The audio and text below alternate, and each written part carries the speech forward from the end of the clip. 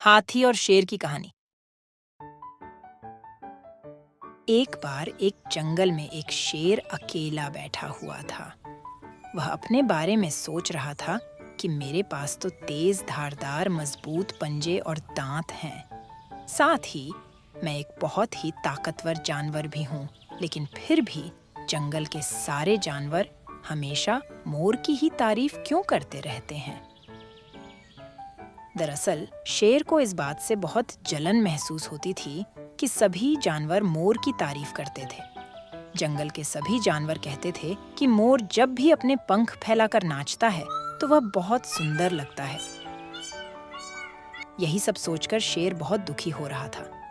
वह सोच रहा था कि इतना ताकतवर होने और जंगल का राजा होने पर भी कोई उसकी तारीफ नहीं करता है। ऐसे में उसके इस जीवन का क्या मतलब है। तभी वहां से एक हाथी जा रहा था। वह भी काफी दुखी था। जब शेर ने उस दुखी हाथी को देखा तो उससे पूछा, तुम्हारा शरीर इतना बड़ा है और तुम ताकतवर भी हो, फिर भी इतने दुखी क्यों हो? तुम्हें क्या परेशानी है? दुखी हाथी को देखकर शेर ने सोचा कि क्यों ना मैं इस हाथी के साथ अपना दुख बांट लूं। उसने आगे कहते हुए हाथी से पूछा कि क्या इस जंगल में ऐसा कोई जानवर है जिससे तुम्हें जलन होती हो और वह तुम्हें हानि पहुंचाता हो?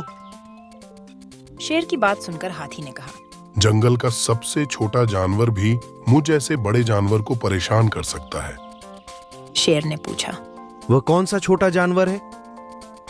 हाथी ने कहा, महाराज, वो जानवर चींटी है।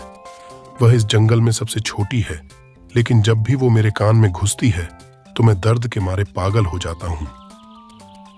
हाथी की बात सुनकर शेर को समझ में आ गया कि मोर तो मुझे चींटी की तरह परेशान भी नहीं करता है, फिर भी मुझे उससे जलन होती है।